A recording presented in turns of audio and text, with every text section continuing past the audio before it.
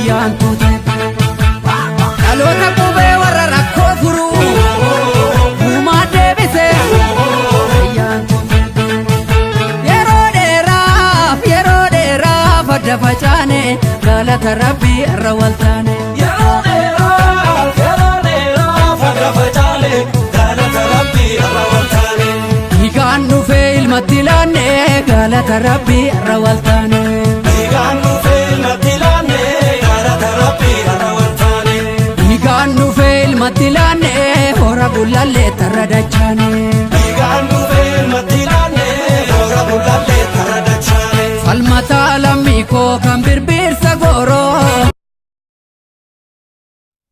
Akkam jirtu daawwattoota keenya kun OBN International. OBN International kallattiidhaan guyyaa har'aa sagantaa addaa isiniif qabatee dhiyaatee jira. Sagantaa keenya har'aatiin akkuma beekamu torbee kana ministeerri muummee Itoophiyaa Dr. Abiy Ahmed badhaasa Noobeelii Nagaa 100ffaa badhaafamanii jiru. Kan isaan badhaafamaniif qabxiilee gurguddaan jiru keessaa Eertiraa wajjin nagaa buusuu waggaa 20 oliif rakkoo Itoophiyaa fi Eertiraa gidduu ture irratti nagaa buusuu isaaniiti. Akkasumas Sudaan keessatti walitti bu'iinsa yookaan immoo erga pirezidaantiin duraanii aangoo irraa bu'anii booda nagaan akka bu'uuf utuu dhiigi tokko dhangala'in akka biyyi sun gara dimokiraasiitti deemtuuf hojii hojjetanidha. Akkasumas waggaa tokkoof walakkaa erga aangootti dhufanii biyya keessatti nagaa buusuudhaaf Itoophiyaa keessatti jechuudha sabab sablammoota gidduutti jaalalli tokkummaan akka jiraatu hojii isaan hojjetaniif badhaasa argatanii jiru.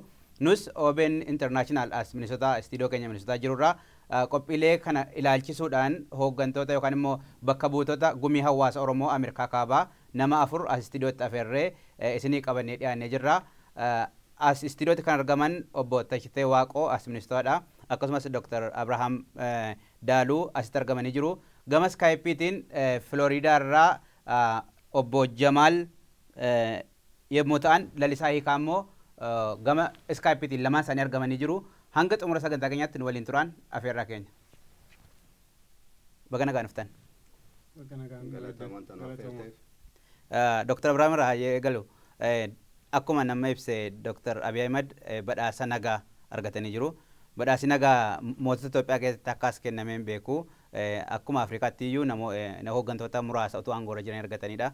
Gaafa kana dhageessan isin akka hooggantoota yookaan immoo bakka buutota Gumii Hawaasa Oromoo Ameerikaa Kaabaatti maal isinitti dhaga'ame isin irraa eegallu. Obbo Lamaayyoo galatoomee jedhee jalqabuu barbaada. Gaafa Dr. Abiy Ahmed badhaasa Nobel Peace Prize jedhamu kana wanta akka salphaan argamuu miti. Isa argatanii maqaan isaanii akka deemamaa ture beekaa ture garuu akka argatan yeroo bare gammachuu ammana jedhamnetu natti dhagame.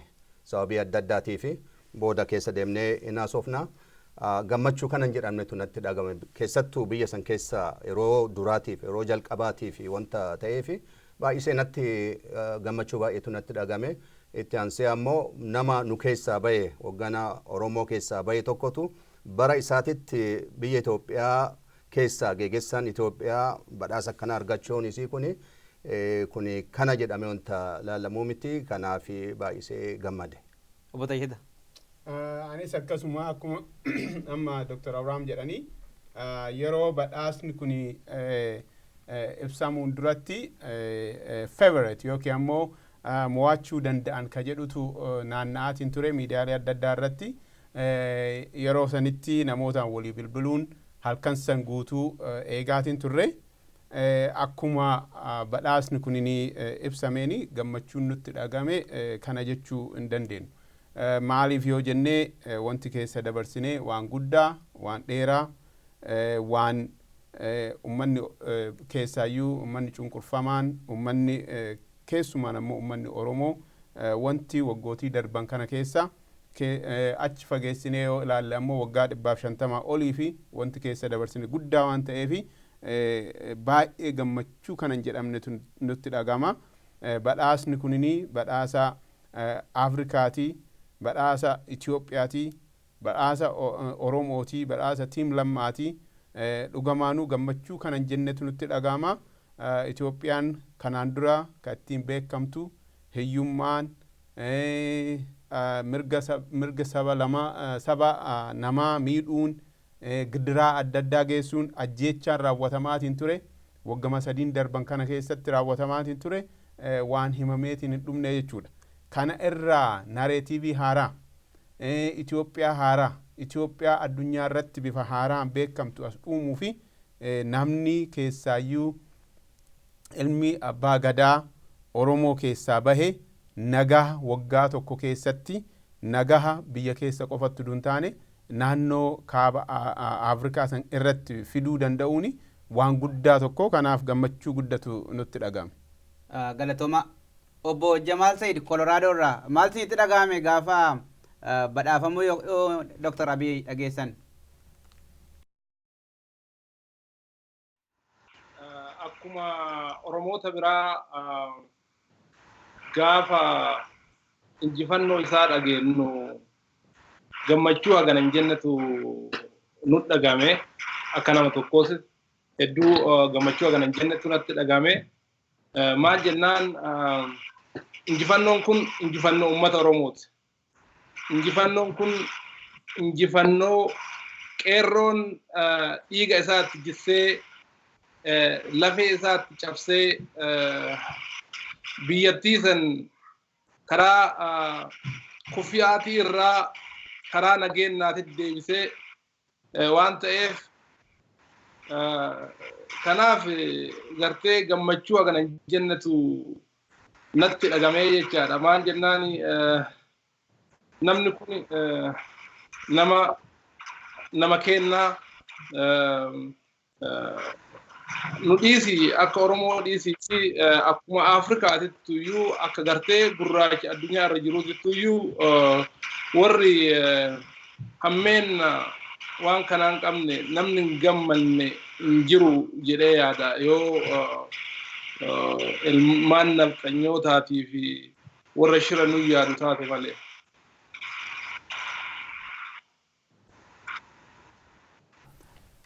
Dr. Abiy badhaasa Noobeelii Nagaa badhaafamuun isaanii akka dhuunfaattis ta'e akka Oromoottis hiikoo maalii qaba? Galatoomi Alamaayyoo kuni waan guddaadha. Nobel Prize jechuun keessumaa addunyaarraas namoota muraasa kan waan kana argatanii akkasuma keessumaa immoo Afrikaadhaati hooggantoota lakkoo qubaan lakkaa'amanidha kan hagammaatti argatanii. Kun injifannoo guddaadha. Namni kana intaa jedhee amanis hin jiru keessumaati warri faallaa Oromoodha fi diinni Oromoon biyya bulchuu hin danda'u, geggeessuu hin danda'u, waliigaluu hin danda'an warri jedhan ofirra iyyuu darbanii ollaadhaa fi kunoo fakkeenya guddaa ta'ee nagaa Itoophiyaa duwwaa irratti hin taane biyyoota ollaatti nagaa buusuudhaan addunyaa irratti badhaasa tokkoffaa yookaan immoo badhaasa the biggest award kan jedhamu keessaa Noobeelii kan caale hin jiru. Argachuun isaa gammachuu guddaadha. Akka dhuunfaattis akkasumas immoo akka hawaasa Floridaatti gammachuu guddaan nutti dhaga'ama. Akkasumas immoo baay'ee boonnaa jechuudha. Geggeessummaa isaatti of course waan tokko jedhamee jiraachuu danda'a garuu koolii galaatti gammachuu guddaatu hawaasattis akka hawaasaattis akkasumas akka dhuunfaatti nutti dhaga'ame baay'ee gammannee jirra jechuudha. Galatoomi Dr. Abrahaam gara keessanitti hin deebi'a. Oromoon waggoota 100 yookaan 150 kaasee Oromoon gara aangootti yoo dhufee biyya kana keessatti rakkootu uumama gara jeequmsaatti deema kan jedhu jira. Kanaaf Oromoo gara aangoo irraa fageessuu masaraa mootummaa irraa fageessuutu ture. Amma immoo addunyaan ministeerri muummee aangootti dhufanii utuu waggaa lamallee guutiin galfata gaanfa Afrikaa nagaa buusuu danda'a, ollaatti nagaa buusuu danda'a, biyya keessattis nagaa buusuu danda'a abdii jedhuudhaan kan kenname. Inni kun akkamittiin ilaalama? Kun gaaffii guddisee barbaachisaadha. Sirriitti illee qaqqabnee hubachuun nurra jira. Yeroo kanatti amma biyyi Itoophiyaa gaaddisa Oromoon geggeeffamu jala jirti. Akkuma beeknu ammoo Oromoon maaliin beekama? Nagaa buusuun beekama. Yoo rakkoon dhalate gaaddisa jala ta'anii nagaa buusanii akkas walii galanii galuun beekama. Kanaaf yeroo baay'ee fi sababii ati jettee fi Oromoo aangoorra fageessuu irratti guddisanii irratti hojjetaa turan. Garuu ammoo yeroo waaqaa kun yeroo waaqatu fide yeroo kana akka nama tokkootitti yeroo kana waaqatu fide wanti biyya sanitti aaru hingaa ka jedhuuni waan fide. Yeroo nama kana fidu namni kuni yeroo dun balleessine dafee gara hojii deeme. maal na qaabsisa macaafa Jim Collin ka jedhamu tokko dubbise qaabadha. Wanta tokko galmaan ga'uu fi wanta sadiitu barbaachisa. Naamusa karaa sadiin. Karaa tokkoon akka nama tokkootitti naamusa qabaachuu qabna. Tokkoffaan san. Lammaffaan ammoo yaanni nu yaannu ammoo yaada naamusaan yaadame ta'uu qaba. Sadaffaan ammoo akka nama naamusa qabaatuutitti akka yaada naamusaatiin yaannetti ammoo yookiin tarkaanfiin nu fudhannu tarkaanfii naamusaan qabatame ta'uu qaba.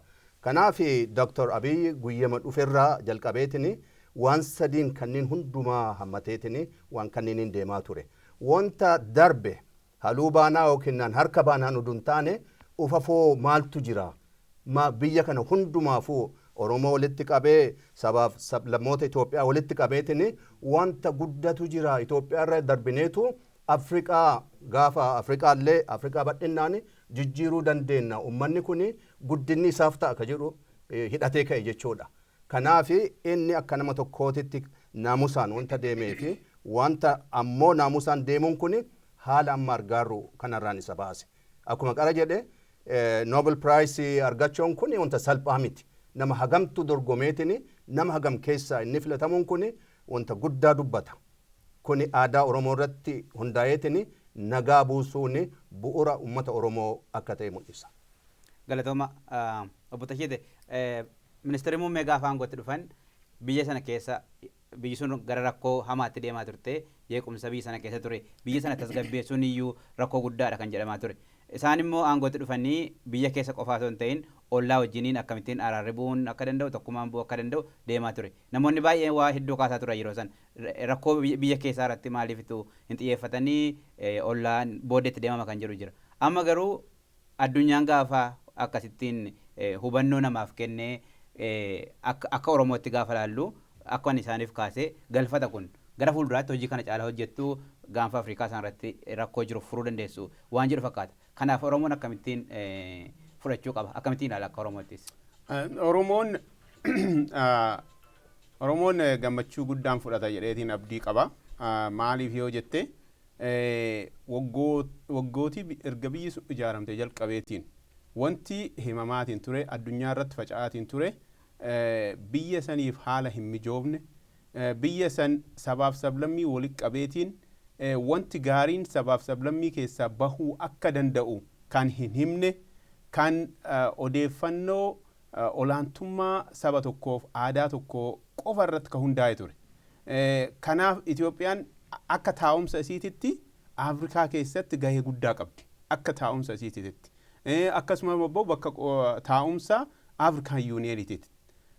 Akkasuma geopolitical addunyaa kanarra yoo laalteetiin jette gama fakkeenyaa fi sabaaf sablammii walitti fiduun bakka bakka irraa deemsisuun Ethiopian Airlines yoo argiteetiin jette qoonni inni addunyaa kanarratti taphatu waan guddaadha.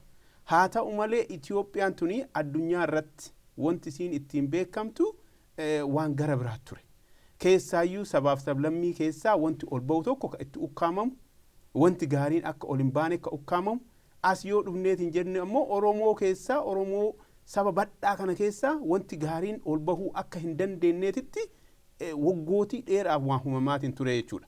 Kana cabse jechuudha. Amma yeroo Dr. Abiy ol bahee sadarkaa kanatti dhufeetiin biyya keessatti qofa oduun taane biyya keessatti kanaan dura ka ture ka garii terrorizimiin waan adda addaatiin yookiin immoo shororkeessummaan waan adda addaatti maxxanfamee mana hidhaa keessatti 40 ol ka ta'u Oromoo ugguramee haala waa tokko badii tokko malee Oromoo himame sanni hunda gahiikeetiin yeroo naannoo isaatitti ammoo nagaa buusuudhaaf maaliif Itoophiyaan nagaa argachuu fi naannoon sun hundi nagaa argachuu qaba. Fakkeenyaaf Oromoota hagamtuu lola Eertiraa fi Itoophiyaa jidduutti dhumeeti. Kunni qabatamaan waan guddaadha. Ilmaa hagamtuu achi keessatti nafseen isaanii bade. Kana nagaa buusuu fi wanti inni hojjete naannoo sanitti akkasumas biyya keessatti inni tokko maal godha? Kanaan dura Oromoon bulchuu hin danda'u. Oromoon waa godhuu hin danda'u jedhamee addunyaa irratti oduu soba kijiba addunyaa irra faca'aatiin ture ka itti cabse tokko jechuudha. Ka itti cabse. Itti aansuun ammoo Oromoota biyya keessa jiranii fi sadarkaa gaggeessummaa adda addaa irratti gubbaarraa haga jalaa jiranii fi hamlee kan itti kennu Oromoon jalqabaayyuu odeeffannoo dogoggoraatiin himamee addunyaarra faca'e malee Oromoon ammataa akka ta'e Oromoon saba biraa ofii qabaa akka ta'e saba biraa akka jaalatu ta'e practically dalagaa qeerroof qarreen dalaganiin arguu danda'amaa jechuudha. Kun bu'aa saniiti jechuudha. Badhaasni kunis badhaasa keessumaanuu qeerroo fi qarreen biyya keessatti waggootii 3 darban kana saba biraa oduu hin tunne saba biraa qabeenya isaanii oduu hin tunne ofi ammachuun haqa keenna qofa barbaaduuf haqa keennaaf deemuuni dhugaan Oromoo ol baateetiin addunyaa mul'atte jechuudha. Badhaasni kun ammoo dhugaa Oromoo waggootii dheeraaf qabu qoricha nagaa ka Oromoo waggaa dheeraaf qabu ol baasee addunyatti mul'isee jechuudha. Kanarraa ka arginu maali? Qorichi kunini Oromoofillee deebii akka kennu Oromoonis waan eeggataa jiru waan waggootii dheeraaf itti jiru akka ofafoo argatu godhaa jechuudha. Ittaansee ammoo naannoo sanitti sabaaf sablammoonni walqixxummaan qabeenya isaanii irratti naannoo isaanii irratti aadaa isaanii guddifachuu afaan isaanii guddifachuu qabeenya isaanii guddifachuu dinagdee isaanii irratti abbaa ta'anii mul'isaa jechuudha. Kanaafi badhaasni kunini Afrikaafis fakkeenya. Afrikaa yeroo baay'ee qabeenya irra teetteetiin hiyyummaan beekamtu Afrikaan akka jijjiiramtu godhaa jechuudha. Akkuma argitu akkuma amma Dr. Abrahaam jedhani muummichi ministeeraa halkanii guyyaa dalagaatiin jira. Halkanii guyyaa Afrikaa ofafoo sochoosuuf biyya ofafoo sochoosuuf naannoo Afrikaa san ofafoo sochoosuuf halkanii guyyaa dalagaatiin jira jechuudha. Yeroo kanatti ka ta'uu qabu keessaayyuu Itoophiyaas warri bahan qaamoleen siyaasaallee qaamoleen Afrikaa guutuu jechuu dandeenya. Waan muummichi ministeeraa kana dalagaatiin jiru ofafoo tarkaanfachiisuuf dalagaatiin jiru odeeffannoo duriititti hidhamanii sammuun achitti hidhamanii hafanii isuma eeguu dhiisanii isarraa bahaniiti ofafoo tarkaanfachuu danda'an. Itoophiyaa haaraa ijaaruuf Itoophiyaa haqarra hundaa'ofte ijaaruuf Itoophiyaa haqa sabaaf sablammii ijaartee tissitee eeddu ijaaruu fi waliin socho'uun barbaachisa jedha. Kanaaf badhaasni kunini badhaasa dhugamaanuu duraan dursee akkuma jenne waan muummichi ministeeraa dalageef dhugamaan Dr. Abiyyi fi maatii isaatiin baay'ee galatoom jennaani. Garuu badhaasa Oromoo hundaaf kenname badhaasa bu'aa tiim lammaa waan isaan keessa dabarsan himu badhaasa qeerroof qarree dhiigni isaanii Oromiyaa keessa dhangala'ee akkasumas ammoo badhaasa qabsaa'ota Oromoo biyya ambaa keessatti gariin isaanii wareegamanii gariin isaanii lubbuun jiran akkasumas hawaasa Oromoo ka addunyaarra faca'ee yeroo ammaa kana Oromoon addunyaarra faca'eetiin jiru badhaasa san jechuudha. Badhaasni kunini ka ofafoo Oromoon bu'aa irraa argatee walitti qabu akka ta'u abdii guddaa irraa qaba jechuudha. Kanaaf gammachuu guddatu natti dhaga'ama ammallee. Galatooma obbo Jamaal sirni gadaa bu'uura sirna dimokiraasiiti akkuma beekamu Dr. Abiyyi Oromoo keessaa bahuun duudhaa sirna gadaatiin guddachuun akka isaan gaarafa biyya akka biyyaatti ol dhufanis hojiilee gurguddoo kan akka hidhamtoota waggaa hedduudhaaf hidhamanii turan hidhaadhaa baasuu ollaa walolee ture olitti araarsuun sun bu'aa guddina yookaan immoo duudhaa Oromooti jechuun ni danda'ama. Galatoomi Alamaayyoo eeyyan hedduu biyyattii saniif waan bu'aa qabaati. Biyyattii saniif yoo irratti yoo capitalize godhan akkuma atiin dura jedhame it is the game changer. Kaleessas biyyattii akka biyyattiititti kan beeksise Oromoota aadaa fi duudhaa Oromoo keessaa bahan akka Abbabaa Biqilaa biyya Itoophiyaa uduun beenne namni baay'een biyya Abbabaa Biqilaati jedhee akka beeksisu biyyattii san ka godhee jechaadha. Waan ati jettee fi gartee Oromoof nageenyi takkaayyuu wajjaan baheen beeku. Oromoo jechaan nageenya. Wanti Dr. Abiyyi godhe kuma Oromoon qabdu godhee jechaadha. seenaa keenya kakaleessa dhokate kuni nuuf jalqaba Oromoon nageenya ka wallole araarsa nagaa buusa ollaan Oromoon akka ollaan nagahaan bulu nagahaan bulan jedhee amana Oromoon. Kanaaf Dr. Abiy aadaaf duudhaa kana keessaa waan baheef yoo ollaan keenya nagaa argate nagaa qabaate nuti akka biyyaatiin nagaa argatuu dandeenya jedhee waan amanuuf waan aadaa saniin waan duudhaa saniin guddateef gartee kanumaaf araara buusee jecha araara buusuun aadaa keenya seenaa keenya ka dhokate badhaasni kun argamuun hojiin Dr. Abiy dalage addunyaa irratti mul'atuun seenaan Oromoo addunyaa irratti mul'atuu jalqabuudhaa jedhee amanaa jecha akka biyyattiitti biyyattiin sun waan kanarraa bu'aa guddaa argatti jedhee amana.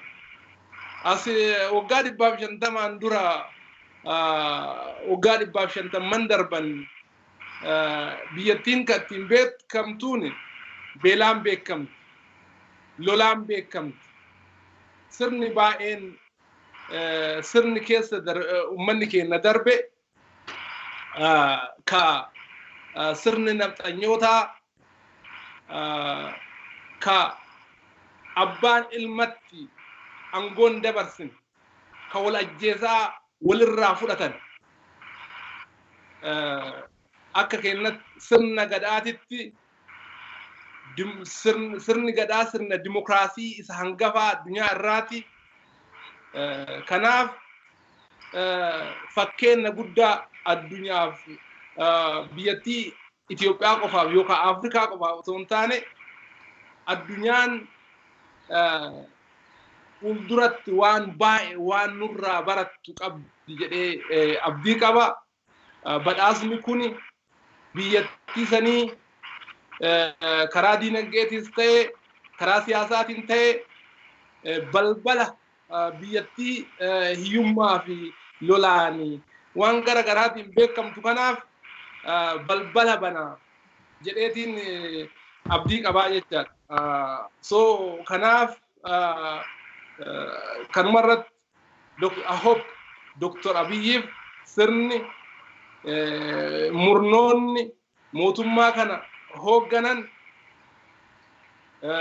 falaasamni Oromoodhaa Oromummaadhaa gadaa sirni gadaadhaa falaasama addunyaanuu yoo barte hawwitu addunyaanuu waan baay'ee irraa barattu waan ta'eef sirna gadaa kan sirna nageenyaa kan sirna jaalalaa kan addunyaafis akka gumaacha abdii qabaa. Kanaan I hope warri diplomaatii akkasumas biyyattiin akka investmentii attract gootuuf balbala banaa jedha.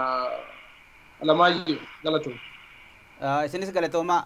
Keessumatti badhaasni kun Dr. Abiyyiif gaafa kennamu tokkoffaa biyya sana keessatti jijjiiramni karaa nagaatiin hanga ammaatti seenaa Itoophiyaa keessatti aangoo harkaa fudhachuun hin turre walajjeesaniiti kan aangoo fudhatanii. Lammaffaa isaa Dr. Abiy gaafa aangootti dhufan gama amantiitiin gama sabaaf sablammotaatiin rakkoolee garaagaraatu ture.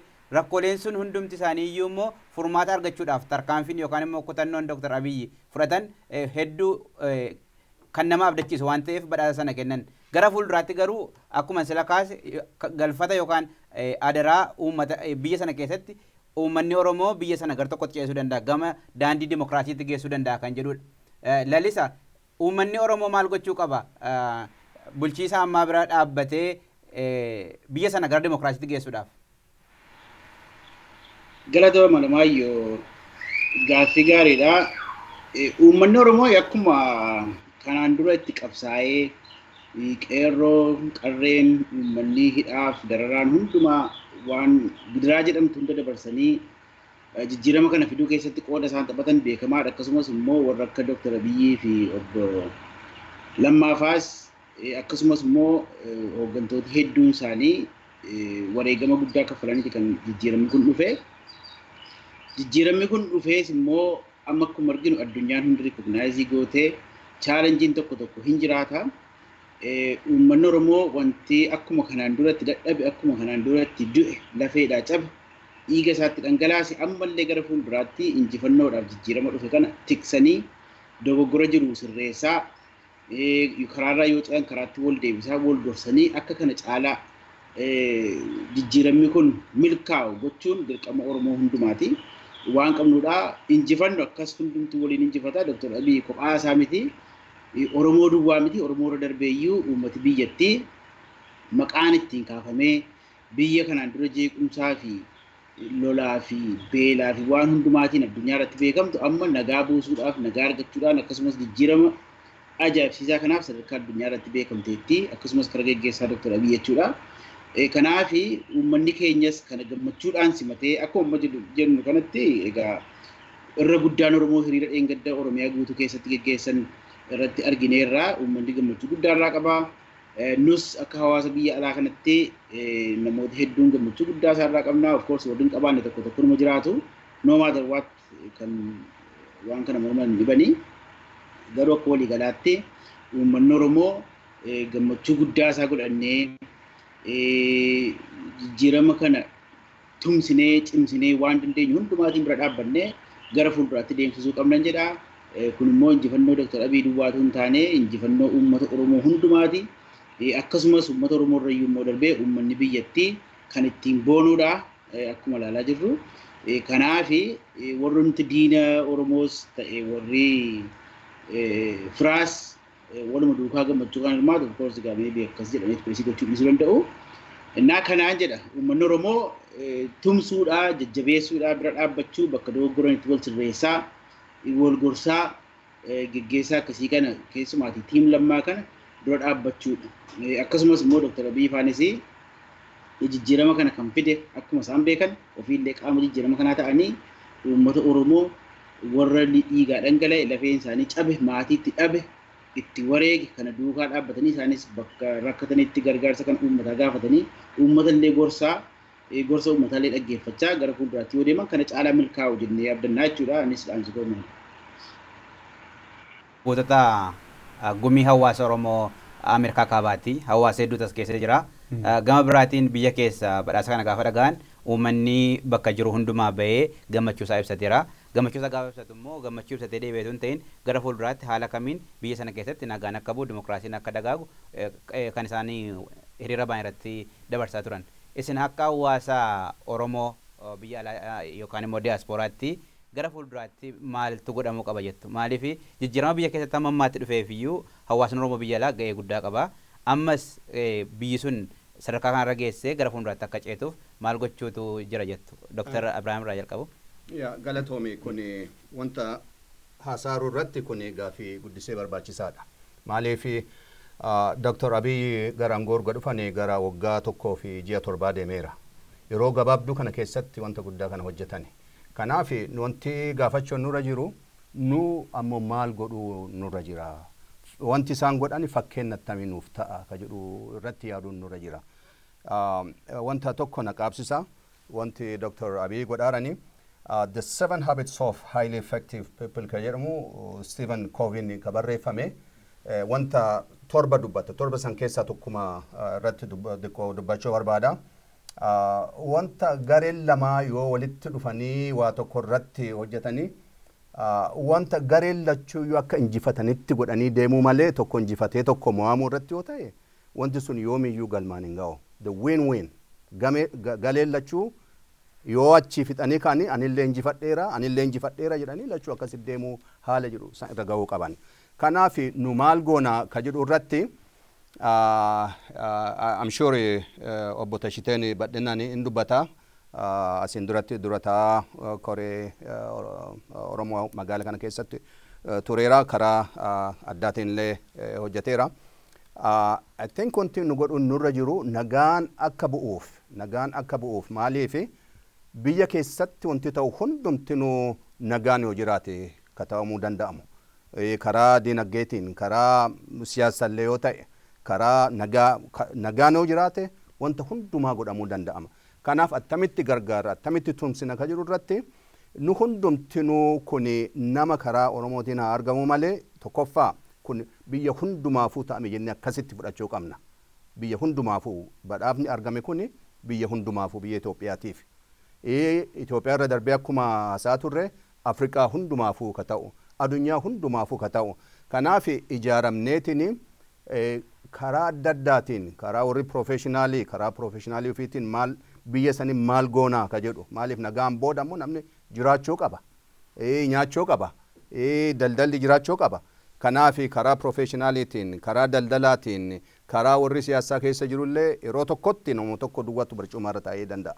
Kanaaf kana hubanneetiin karaa nagaatiin, karaa seerri biyyi lafa keettiin deemneetiin Dr. Abiyyiin duukaa deemneetiin yaada inni maddisiisaaru, yaada kennallee yoo jiraate karaa hawaasaatiin isaaniif dabarsuun biyya kana guddisuu fi yaada gaarii akka qabnu biyya kana innaa jedhani Oromiyaa duwwaa dun taane biyyuma Itoophiyaa badhinnaan maaliif asitti faranjiin the pie is big enough jetti. Akka waan paayiin xinnoo taatee waan xinnoo irratti wal lolaa ruuduun taane wantichi guddaadha. Geegessaan gaariin yoo jiraate biyyiti suni bakkee ammanan jedhamne ga'uu dandeetti. Potenshaaliin baay'eetu jira. Kanaaf ijaaramneetiin akka hawaasaatitti ijaaramnee akka diyaasporaatitti ijaaramnee karaa professionaalii, karaa daldalaatiin, karaa hundumaan isaan duukaa bu'uu qabna jedheetiin yaada. Galatoomaa Obbo Tashii akkuma isaan jedhan biyya kana keessa teknooloojiin jira, ogummaan jira, maallaqi jira, uummata biyya keessaa akkuma beekamu dinagdeen biyya keenya maal akka jiru beekamaadha waan ta'eef hawaasni biyya alaa jiru kun biyya sana keessatti olaantummaan seeraa akka dagaaguuf kana caalaa gama biraatiin immoo waa hedduu hawaasa kanarraa kan eeggatu jira waan ta'eef isin hawaasa waldaa hawaasaa keessa yeroo garaagaraa turtaniitu waan ta'eef haala kamiinitu deeggaruu danda'ama jettu isin. Baay'ee galatoome Obbo Alamaayyoo gaafii duraa sanirraallee xiqqoo waa jechuu barbaada. Gaafii baay'ee bareeda. Gaafiin kunini uummanni Oromoo sadarkaa amma irra ga'e kanatti wanti hundinuu raawwateera jedheetiin mana galuun qabu. Wanti hundinuu na raawwateera jedheetiin. Nuti akka gareetitti bara dheengaddaa gara biyyaa feeramnee dhandhee baadiyyaa bakka adda addaa deemnee ilaalleetiin jirra. Sadarkaan manni barnootaa keessa jiru, sadarkaan even bulchiinsaayyuu waggaa 27 saniin dura ammoo waggaa 150 haalli bulchiinsi, hariiroon bulchiinsaa, hariiroon tajaajila uummataa akkaataan itti jiru baay'ee nama gaddisiisa. Baay'ee nama gaddisiisa. Mana barnootaa keessatti, mana fayyaa keessatti, warra daldalli dalagan, daldala dalaguu fi biyya kanatti fakkeenyaa fi namni daldala dalaguuf yoo barbaade jala kunuunsaniitiin dalagan. Kunuunsanii jala bu'anii dafiitii dalagas seeni jedhaniitiin. Biyya sitti wanti jiru waggaa 27tti akkuma muummichi ministeeraa yeroo bara dheengaddaas dhufan jedhanii wanta hin taane baay'eetu dalagameetiin jira. Isa kana qulqulleessanii baasuun yeroo fudhata. Kanaaf gaafii isa jalqaba ati gaafatte san irratti uummanni Oromoo maal godhuu qaba ka jedhu irratti xiqquma waan obbo Lalisaan jedhe irratti waa dabaluudhaan. Inni duraa uummanni Oromoo inni duraa tokkummaa isaa tissuudha. Tokkummatu kanaan nu gahe. Tokkummatu bakka adda deemne kanaan nu gahe. Discipline akka Dr. Abrahaam illee jedhan argitee abboomamuun, walii dhaga'uun, wal jala hiriiruun, uduma du'aa jirruuyyuu, uduma ajjeefamaa jirruuyyuu, uduma beela bulaatiin uduu jirruuyyuu walii abboomamnee gidiraa keessa dabarree bakka kana geenne. Bara 2016 irreechaa Bishooftuu irratti waan ta'e yaadan. Namni hagamii akka dhume yaadan.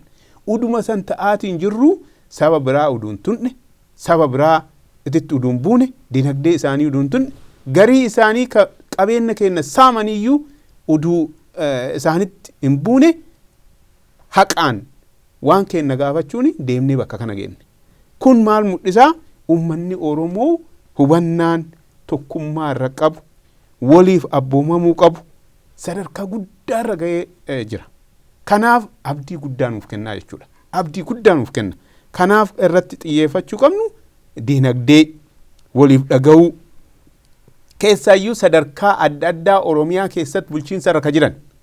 Fakkeenyaaf amma naannoo Dirree Dawaatti waan ta'aatiin jiru argina. Naannolee adda addaatitti haala bulchiinsaa irraa naannolee ta'aatiin jiru. Oromoonni yeroo ammaa kanatti bulchiinsa irra jiru, Oromiyaa keessa bulchiinsa irra jiru hundinuu of gaafachuu ka qabu an ummata abboomameetiin tajaajila ummataa gahaa kennuuf halkanii guyyaa dalagaara. Falaasafa muummichi ministeeraa qabateetiin addunyaa hunda irratti naannoo Afrikaa irratti nagaa buusuuf dalagaatiin jiru an ammoo gadi yoo naannoo kiyyatti gadi fidu ganda kiyya gadi yoo fidu maal dalagaa jira jedhee of gaafachuu qaba. Kanaaf yeroo ammaa kana irratti diinagdee guddisuuf ummata keenya hojii seensisuuf barnoota jabaa ta'e barnoota yeroo waliin deemu ka teknooloojiin deeggarame deemsisuu fi manooleen fayyaa qulqullina qabanii fi nama sirriitti tajaajilan uumuu fi yeroo itti duula goonuu jechuudha. Kun amma duula jechuudha. Waamicha duulaa diinagdee irratti duuluu qabnaa jechuudha. Kana keessatti hawaasni biyya alaa maal dalagaa gaafii jetteef. Hawaasni biyya alaa wanti irraa eegamu baay'eedha. Kanaan dura yeroo uummanni keenya sagaleen isaa ukkaamame sagalee ta'uun uummanni keenya socho'eera. Bakka hundarraa hawaasni kunini keessaayyuu Ameerikaa, Kanaadaa fi Eurooppaa fi Austraaliyaa keessatti akkasumas South Africa keessatti sagalee isaa dhageessisuuni baay'ee tattaaffii guddaa godheera. San qofa utuu hin taane yeroo medaalist Fayyisaa Lalisaa jabinaan sagalee ummataa amplify yookiin ammoo sagalee guddaan ol kaaseetiin Riyoo Oloompikitti mul'isu ummanni Oromoo hamileen ka'uuni isa kana akka fageenya deemu godhuu danda'ee jira. Kana keessaa fakkeenyaaf HR 128 sadarkaa mootummaa Ameerikaatitti yeroo jalqabaaf manni maree mootummaa Ameerikaa House of Representatives ka jedhani walii galteeni HR 128 ka jedhu murtee dabarsan. Murtee sanniin keessaa I believe muummichi ministeeraatii fi tiim lammaan wanta itti fayyadaman baay'ee qaban jedheetiin amana. Kanaaf yeroo ammaa kanatti hawaasni biyya alaa tokkoffaa amma wanti hundinuu raawwateera jennee duuba deebi'uu hin dandeenyu akkuma kanaan dura gootan gama dhuunfaatiin ka gargaartan itti fufu gama gareetiin ka waa godhuu dandeettan akka gareetiin gama mootummaa gargaaruutitti humna gargaaruuti ka qabda investment opportunity godhuu ka dandeettan hundinuu wal gurmeessuun naannoo keessan jijjiiruu qe'ee keessan jijjiiruu Oromiyaa jijjiiruu irratti qooda fudhachuu danda'uu qabna. Akkasumas ammoo ogummaa adda addaa ka qabdan karaa bulchiinsaatiin, karaa teknooloojiitiin, karaa saayinsiitiin, karaa fayyaatiin ka qabdan hundinuu boqonnaa yeroo keessanii fudhachuun yookiin ammoo biyya dhaquun tajaajila kennuuni naannoo jijjiiramuu qaba. Beekaa namni hundinuu waanuma diqqoo yoo dalageetiin jedhe walirra yoo bu'eetiin jedhu the totality of the impact is huge. Wanti inni jijjiiru waan guddaadha jechuudha.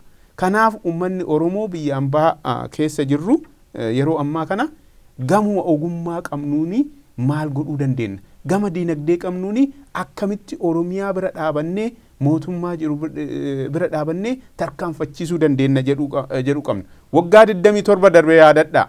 Waggaa 27 darbe gaggeessitoonni saba lakkoofsaan diqqaa keessaa dhufanii addunyaa kana hundaa guutanii kaansilaa jiru hunda ambaasii keessa jiru hunda guutanii waan isaan dalagaatiin tura hin beekna. Hundi kennaayyuu hin beeknu.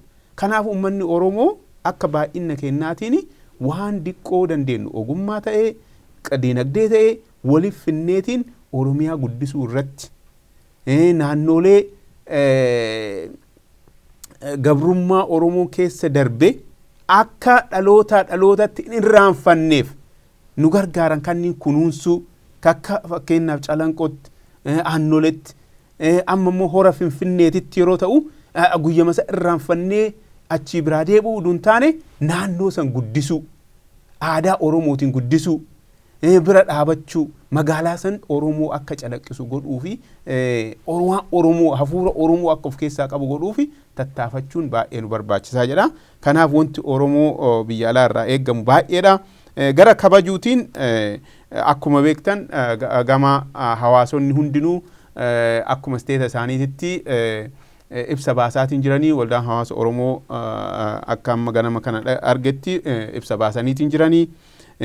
Faranjoonni adda addaa nu gaafataa jiranii bakka hojiititti yoom kabajanii ka jedhu inni kunini irratti hojjetamaa waan deemuu jechuudha. Akka haalli mijaa'een kabajni kunini kabaja badhaasa hawaasa hundaati, badhaasa sabaaf sablammii Itoophiyaa keessaa bahe hundaati. Kanaaf bifa akkasiititti haalli yoo danda'ameen kabajaa jechuudha. Kanarra jirra jechuudha. Galatooma yeroo baay'ee biyya keessa gaafa nagaan hin jirre kan irraba malee bira uummata biyya kanaati. Inni biyya keessa jiruu fi rakkoo sana keessa jira waan ta'eef uummanni biyya kanaa inni kaan bilbilaan inni kaan miidiyaa irraa sooshaal miidiyaa irraa hordofaa jiraata. Amma immoo erga jijjiirame kun dhufee uummanni waan boqote fakkaata. Sun immoo gara fuulduraatti deemsuu dhiisuu danda'a akkasittiin. Obbo Jamaal isin akka hawaasa Koloraadoo jiraattu waan ta'eef akka hawaasa achiitti maal yaaddanii jirtu gara fuulduraatti sochiin kanaan duratti ture sun itti fufee gama diinagdeetiin uummanni biyya alaas akka hirmaatuuf.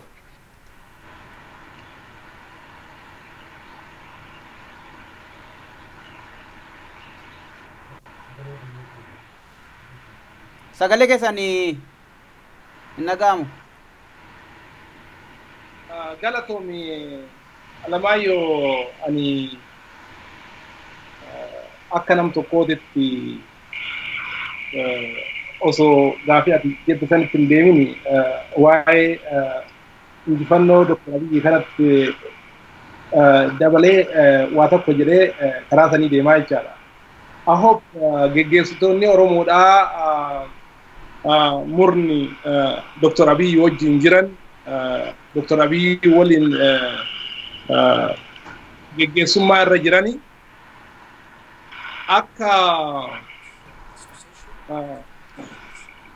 badhaasni kun konfidensi ofitti amanummaa Oromoo tajaajiluu irraa baratan abdii qabaa jedha. Kabiraa akkasumas nuti amma yoo kana jennu Oromiyaa guutuu keessa nageenyi ni jira jennee irraa dubbatutti hin jiru. Oromiyaa bakka garaagaraa keessa nageenyi akka booraa'e akka tasgabbiin hin jirre namni akka du'aaru quba qabnaa jecha. Kun ammoo nu yaachisa. Jechaan maal yaannaa lubbuu namaa qofaaf osoo hin taane injifannoo akka Oromootitti argannee hadha Afrikaa badhaasee hadha Itoophiyaa rakkoo dararaan beelaan kadhaan beekamtu san nagaa buusuun addunyaa irratti gartee recognition guddaa kenneef kana nu harkaa baasuu waan danda'uuf hoogganni Oromoodhaa akka keessattuu hoogganni ODPdhaa akka hooggana ODP'tti osoo hin taane akka hooggana OPDO'tti osoo hin taane akka hooggana Oromootitti Oromoo isaanii mormanis osoo hin dhiibin hayyoota Oromoo ka yaada garaagaraa ka ilaalcha garaagaraa qabanis ammatuudhaan injifannoon jalqabe kun akka itti fuufu akka godhan abdii qabaa. Gaafii amma obbo Tashitee gaafatte kanarratti yoos sirna diriirsanii yoo hooggantoota kaleessa Oromoo dhiiga jissaa turte ka ofiif yaaduu malee ka ummata uf tajaajiluu malee ummata tajaajiluu hin beenne ka isii ofii guuttatuu malee biyyattii an keessa jiru aanaa an keessa jiru godina an keessa jiru Oromiyaa biyyattii akka Itoophiyaattis jijjiirama akkamitti fida jedhee yaanne bakkarraa kaasanii warra Oromoof Oromiyaaf yaadu warra guddina Itoophiyaatiif yaadu warra gartee walqixxummatti warra gartee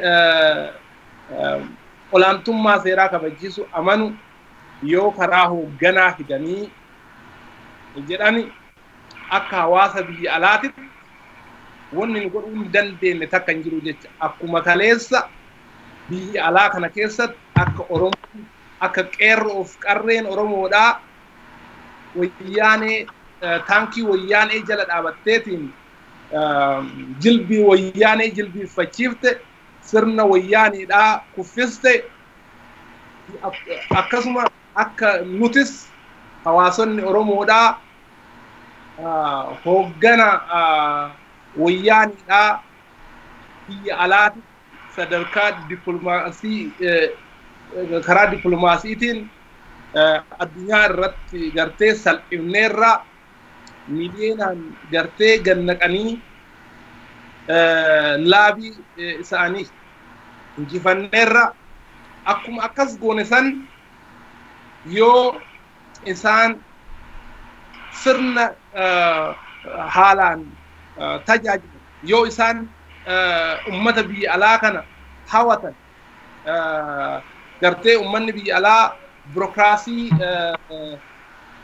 burokraasii hedduuyyuu hin beeku seeraan tajaajilamaa anamma biyya kanatti yoo dalagaa tokko ni uuma jedhe ni kabajama maaliifi hiree hojii biyya kanaa bana waan ta'eefi akkasumas yoo waan akkasii waan dalagan taate yoo lammii biyya kana lammii dhalattoota biyya sanii ka biyya ambaa jiraatan kana osoo rakkoo dararaa irraan hin geenne waan hawatanii jedhan taate wanni nu godhuu hin dandeenye hin jiru investimentii biyya sanitti akka attract gartee hawatan godhuu dandeenya kaampaanii ta'ee teknoolojii biyya kanaa ta'ee geggeessummaa ta'ee homa kamuyyuu waan biyya saniif ta'e nu qaamaan asirra malee yaadaan biyyuma keenya jirraa jechaadha maal jennaan waan yaadaan isaan bira jirruuf waggoota yeroo Oromiyaan dararamaa turte yeroo Itiyoophiyaan lammiin Itiyoophiyaa bakka mara dararamaa ture wanti nutis biyya alaatitti waan dandeenyeen osoo of hin qusanne halkaniin guyyaa bira dhaabataa turreef jijjiiramni hadha dhufe kun akka dhufuufi kanaaf hoogganni amma jiru yoo jabaatee yakkamtoota hoogganarraa kaasee Oromoota sabboontota Oromoodhaa karaa hoogganaatitti as fidu taate nuti jijjiirraa biyya sanii keessatti jijjiiramni akka dhufu biyyattiin diinagdeen akka badhaatu waan dandeenye kamuyyuu akka hawaasaatitti ni goona ahoop ammas jarri kun ufitti amananii garee sirna kaleessaa nuuf faarsuu dhiisanii biyyattiin akka biyyaatitti sirni asiin dura darbe kaaf waan nama faarsu tokko hin qabu jecha kana beekuu qabanii jecha Dr. Abiyyis kana beekuu qabaa jecha hooggantoonni isaa waliin gara fuulduraatti rakkoolee amma jiru wajjiniin gara fuulduraatti furmaata akkamittiin hawaasni diaasporaa bira dhaabbachuu kan danda'a kan jirutti yoo gabaabsitan yaadannoo kennitan.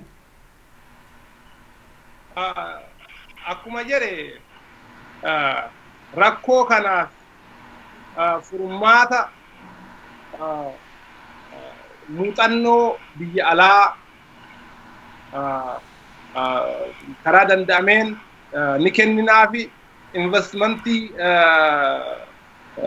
akka Oromoo kumaatamaan miliyoonotaan biyya alaa jiruutitti karaa biyya keenyaatitti invest godhuu ni yaalla isaan ammoo waan isaan irraa eeggamu gaafa godhan nu daraan biyyattii tana isaan qarqaarree ceesisuu ni yaallaa jedha. Kanuma jechuu barbaada. Galatoo. Galatooma Lalisa hawaasni biyya alaa akka dhuunfaattis akka hawaasaattis maal gochuu qaba?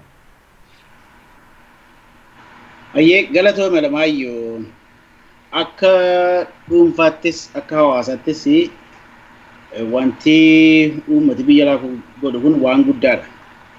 Fakkeenya yoo laallee amma odaa yookaan immoo Oromiyaa Development Associationiin Ameerikaa Kaabaa kana keessatti baatii muraasa dura dhaabbatee ture.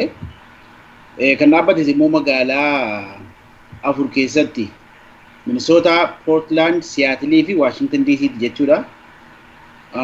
Magaalota afuran kana keessaa mana barumsaa odaa special boarding school kan adaamaa jiru sanaa fi computer waan akka I believe 150 laptop 150 kan ta'u akkasumas immoo televisionii kan inchi 55 akka boardiitti kan itti gargaaraman yookaan immoo akka projectoriitti kilaasii hundumaa keessatti kan galu akkasumas library and then also library isaan qaban gara dijitaaliitti konvertii goonee odaan kan hojjetaa jira jechuudha. Itti dabalataas immoo saduwwaatu hin taane amma namooti adda addaa volunteer godhanii yeroo gabaabaa gidduutti amma deebinee deemuuf deemaa jira jechuudha.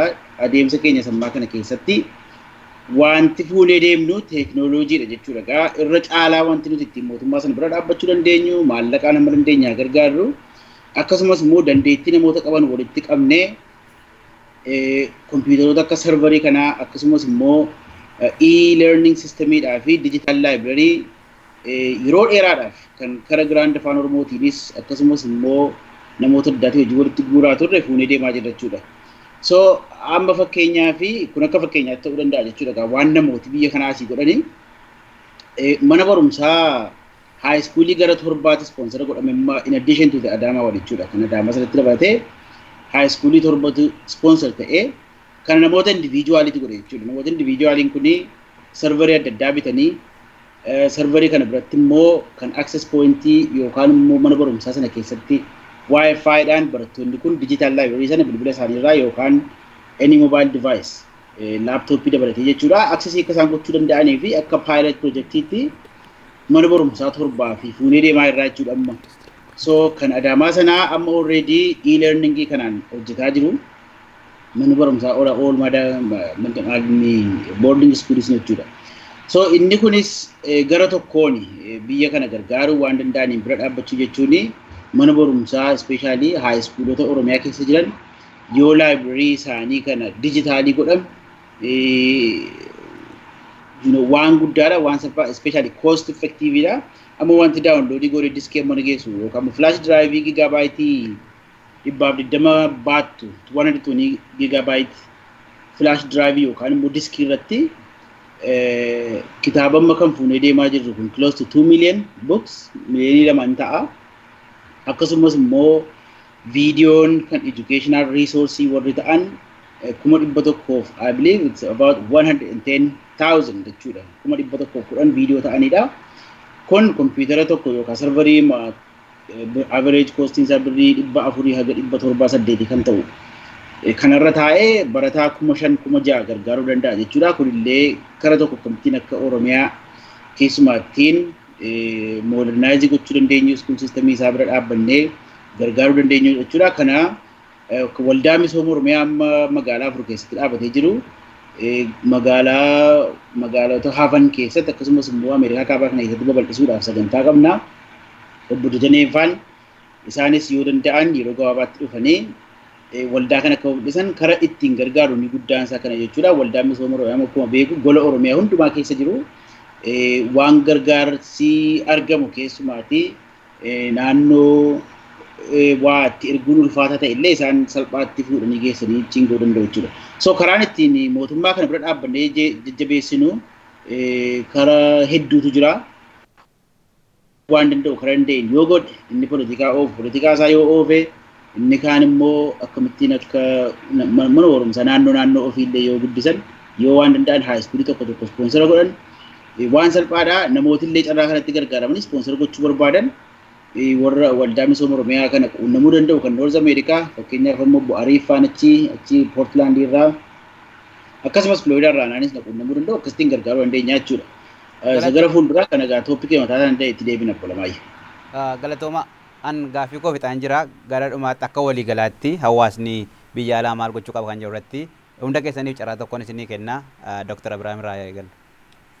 Yaa wanta tokko asitti tuqoonti barbaadu yeroon kun yeroo guddiseetiin sochii guddatu jira biyya sana attamitti ofafoo deemsisuu dandeenya kan jedhuuni karaa qabeenyaatiin karaa nagaatiin akkasuma karaa siyaasaatiin biyya dhandhee turre namoonni biyyana jiraannu obbo Tashitee Wattiin obbo Lalisaan illee obbo Jamallee turani akka geegessa biyya North Amerikaatitti biyya dhandhee turre wanta argine tokko keessa ka diqqoo attentionii kiyya tuqe amma yeroo ammaa kanatti carraa baname kanatti fayyadamaniitini wanta biyya warri investii godhu biyya alaati biyya adda addaati dhufaniitini wanta baay'ee hojjetaran kana keessa wantuma tokko tuqee irratti dubbachuu barbaada. Industrial park jedhameetini biyyatti bakki adda addaatitti industrial parkiin ijaarameera. Kunillee qoricha adda addaa wanta pharmaceutical wanta barbaachisu keemikaala wanta barbaachisu kanneen oomishuuf. Yeroon kun yeroo Itoophiyaan waan barbaadu kana irratti hundaameetini wanta hundumaa balbala bananii nagadhiisanii akkasuma miidhaan waggaa baay'een booda miidhaa dhufutu jira. Nu warri alaa wanti godhuu dandeenyu wanti akka professionii kennaatiin gargaaruu dandeenyu ani akka nama tokkootitti industrial parkii kanarratti barnoonni kiyya karaa toxicologytiin wanti nu itti fayyadamnu borutti attamitti akka summii nutti ta'uu danda'u attamitti kanserii akka nutti uumuu danda'u kanneen wanta laaluu fi industrial parkii kana keessatti biyyatti yeroo kanatti of eeggachuun kan isirra jiru namoota expertii beektota ofii biyya alaatii ta'ee biyya keessa walii qabaniitiin namoonni haala kana industrial parkii bizineesii adda addaa jalqabuuf deeman kunniin karaa seera qabeessaatiin godhaaranii fakkeenya gabaabaa fudhachuu fi aspiriinii fakkeenyaaf mataa yoo nu dhukkubeen hundumti nuun fudhanna. Aspiriiniin kun garuu gabaarra ooluu fi maal keessa darbee akka dhufe baay'een kenna hubannu. Kana jechuun wanta bisaan keessatti gatamu summiin qilleensa keessa seenu karaa adda addaatiin hin ta'a. Kanaaf wanti itti seerri standaardi jedhama. Standaardiin sun eeggameetiin yoo hojjetamne namoonni kunniin adda biyyituun kana barbaadde jedhaniitiin wanta akka barbaadaniin oomishanii prosesii kana keessa adeemsa kana keessatti wanta summiin adda addaa bisaan keessa akka galutti qilleensa keessatti akka faca'utti godhaniitiin yoo deemanii boruu adda sababa investmentiitiin jalqaba boru ammoo kaanserii baay'ee isaa oomishna jechuudha. Kanaaf biyyiti yeroo kanatti beektota of isaanii ala jiran oduu ofi qaban kana ulee kanatti sin barbaanna bakkee kanatti beekumsa keessan barbaanna kan jedhutti oduu dhalataa Oromoo ka biyya saniillee badhinnaan oduu affeeraniitiin wanti kun haala gaariin wanta ufafoo maaltu dhufuu danda'ani fageessaniitiin beekaniitiin duukaa akka deemanii kanarratti mootummaan hojjechuu qaba jedhee yaada. Galatooma biyyi tokko gaafa guddattu disadvanteejii mataasaa guddinnis hanqina mataasaa qabatee deema waan ta'eef isa kanarratti nama ofiitiin hojjechuun jijjiirama biyya sanaatiif gahee guddaa qabaadha kan isin kaaftanii yaada baay'ee gaariidha. Yaa gara dhumaatitti waan fidaa jirtuuf obbo Lamaayyoo ani ammallee irra deebi'ee jechuu ka barbaadu biyya Itoophiyaa tanaa seenaa addaa biraatiin beekamtu seenaa baay'ee ummata badhaa biratti seenaa cunqursaa seenaa beelaatiin beekamtu baga ilmi abbaa gadaa dhufee qeerroon tiim lamaan geggeeffamee jijjiiree seenaa kana jijjiiree jechuu barbaada. Kanaaf ammallee muummicha ministeeraatiin baga gammaddanii baga sabaaf sablammiin Itoophiyaa guutuun gammadee baga qeerroon sabni Oromoo guutuun gammadee jechuu barbaada. Ittaan sunillee hora Finfinnee irratti keessumaayyuu pirezidaantiin naannoo Oromiyaa Shimallisii fi akkasumas ittaanaa kantiibaan magaalaa Finfinnee Taakkalee Uumaa wanti isin gootanii Oromoota akkasumas qeerroo abbootii qabeenyaa akkasumas miidiyaan OBN fi OMN halkan guutuu tamsaasuun bakka adda addaa irraa tamsaasuun biyya keessatti isin gootanii waan guddaa Oromoon ogummaa qabuun karaa qabuun wal qabatee walii dhagahee wal hiriireetiin yoo jedhe wanti godhuu nuti hin dandeenye hin jiru. Wanti an jechuu barbaadu hanqinni baay'eetu jira. Hanqina yoo lakkoofneet hin jennee ufafoo tarkaanfachuun baay'ee nu dhiba. Hanqina sanniin bira dabarra jechuun ammoo akkasumatti irraanfanna jechuun hin taane irratti hojjennaa jechuudha. Bakka adda addaatitti Oromiyaa keessatti haala bulchiinsaarraa bakka tokko tokko gaafii baay'eetu jira. Ammallee bakka adda addaatitti yeroo nafseen namaa ba'aa jirutu jira. Haa ta'u malee kun hundinuu tokkichummaan akka irra aannu abdii guddaa qabnaa jechuudha. Hojjechuun, waliif abboomamuun, hiriiruun abdii irra aanuu dandeenya.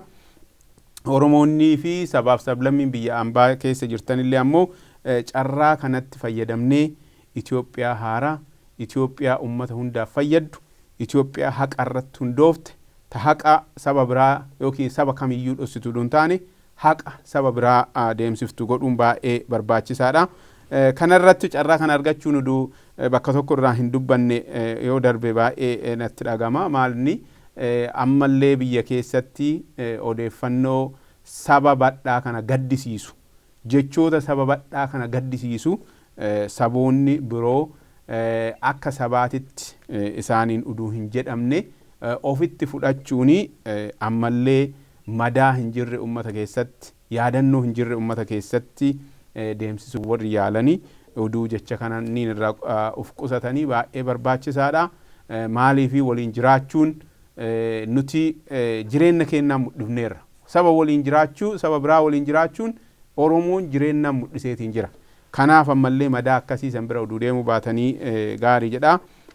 Akka Oromoota Ameerikaa jirruutitti baga gammaddanii badhaasni kunini badhaasa Itoophiyaa sadarkaa hunda kaasu, diinagdeen, ogummaan, waa hundaanuu tokkummaan biyya san jijjiirree Afrikaallee jijjiiruu akka dandeenyu akka argamsiisnu abdii guddaa qabna. Kanaaf walumaa galatti baga hundi keenyaayyuu gammannee jechuu barbaada. Galatooma xumuraatti jirra. Kana tafe wanti jetta yoo jiraatti dhalisaadhaaf obbo Jamaaliif gabaabsaatii waa xiqqoonu jedha.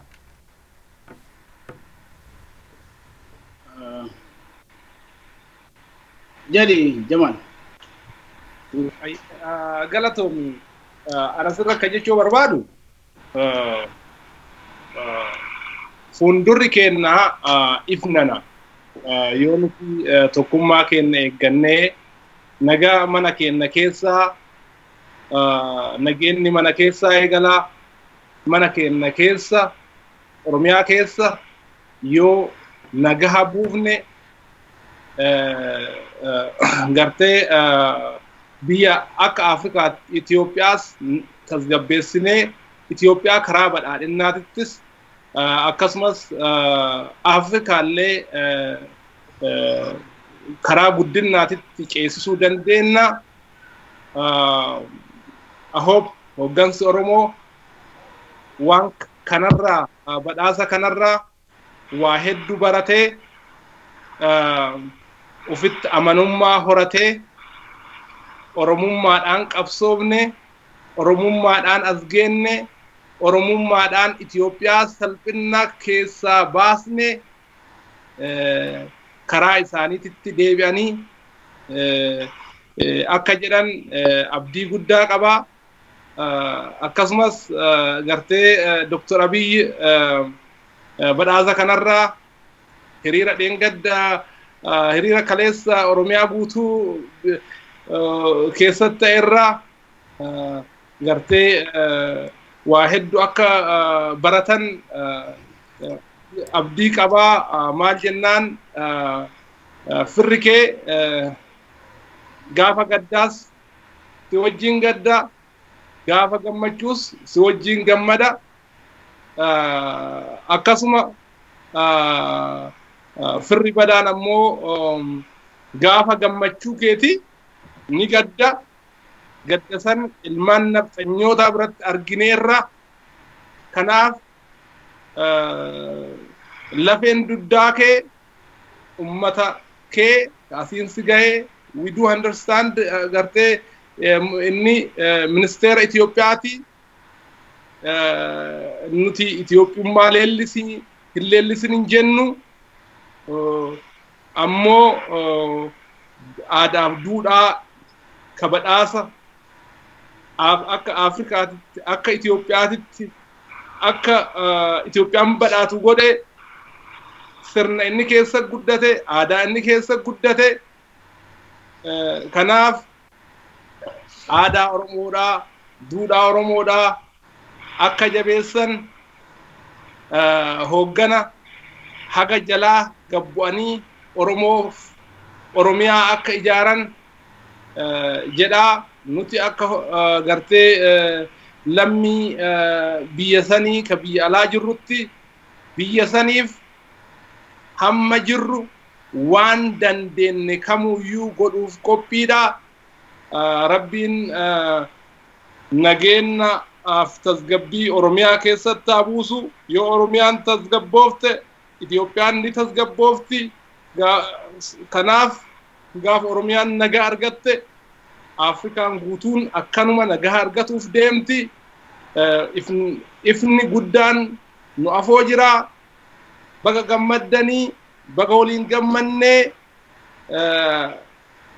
jechoo barbaada. So kun ka jalqabaati malee ka dhumaatii miti. Aadaaf duudhaa Oromoo eenyummaa Oromoodhaa sirna gadaa ka kanaan nu gahe addunyaa irratti akka badhifnu abdii qabaa jedhaa. Galatoomii Alamaayyoo. Lalisa. Ayyee anillee dhaamsa kan biraan qabu kanuma waanuma kanaan dura dubbanneedha. Duruma dhaabbannee jajjabeessinee waan dandeenyu hundumaa gochuutu nurraa eegama. Kanaaf tokko taanee haa dhaabbannu garaagarummaa maqabaannu qabaanneeyyuu at least Oromummaa akka Oromootti tokko taanee yaadnee bira haa dhaabbannuun jedha. Galatoomii Dr. Abrahaam isa dhumaa. Okay, isa dhumaa waan takkatti jechuun wanti barbaade badhaafni Dr. Abiyyiif kenname isa hojii nagaa isa dhumateef miti isa jalqabameef kenname. Kana jechuun hojii baay'eetu naafoo jira jechuudha. Kanaaf nu hundumtinuu kana sammuutti qabannee wanti deemuun nurra jiru wanta sadii jechuu barbaada warra ergamtoota nagaa ta'uun akka nurra jiru fakkeenya isarraa baranneen akkasuma tokkummaa irratti karaa adda addaatiin hundumtinuu jenneerra garuu cuunfeetiin wanti ittiin galuu nurra jiru ergamtoota nagaa akka ta'u nurra jiru akkasuma ergamtoota nagaa tokkummaa akkasuma waliin dhiifansa Dr. Abiy yennaa jalqabu kanneen hin jalqabe unity forgiveness ka jiru kanneen hin jalqabe kanaaf kunni kanarratti yoo tokko taane wamaa shakkiin hin jiru guddinni biyya san keessatti daddafee akka dhufu prosperityin akka daddafee dhufu wamaa shakkiin hin jiru kanaaf waan kanarratti xiyyeeffannee adeemnu hojii jalqabameef kennameef malee hojii xumurameef miti. Hedduu galatooma. Egaa daawwattoota keenya kallattiidhaan sagantaan nuyi dhimma badhaasa Noobeelii Dr. Abiy Ahmediif kenname ilaalchisuudhaan Gumii Hawaasa Oromoo bakka buutota Gumii Hawaasa Oromoo kan Ameerikaa Kaabaatti isiniif dhiyeessaa turre kanuma Dalisaa Hiikaa Florida irraa akkasumas obbo Jamal Said Colorado irraa obbo Tashiteeniif Dr. Abraham immoo istiidiyootti argamuudhaan turtiin wajjin gootaniif hedduu galatooma. Baay'ee galatooma. Galatoome wanta nu affeerteef. Egaa daawwattoota keenya sagantaa keenya asumarratti xumurraa waan hordoftaniif galatooma nagaatti. Dhugaan seenarraan dhabuu darbeera barri roorroo higadduu dhangala'ee lafee qaccaccabe ijji dhiiga roobee lubbuutu gumaa dhabe falmataa lammii koo kan birbirsa gooroo dhugaa qaallitti ture himannaa bara roorroo higadduu dhangala'ee lafee qaccaccabe ijji dhiiga roobee lubbuutu gumaa dhabe yoo maskeenye salphaatti sirraanoolu yakoone of kenneeti jabaani sirratti sirraanoolu yafoole seenaan baddanuu galteetti sirraanoolu yakoone wal argina finfinneetti sirraanoolu yafoole irreeffadhu malkaa keetti yarraa sirraanoolu yakoone dhugaan galte gullalleetti sirraanoolu yafoole wirtuu keedhaana beetti sirraanoolu yakoone tumaan labsi akka beetti sirraanoolu yafoole reechirree kooti seenaan tiksa ani sakka abbaa kooti.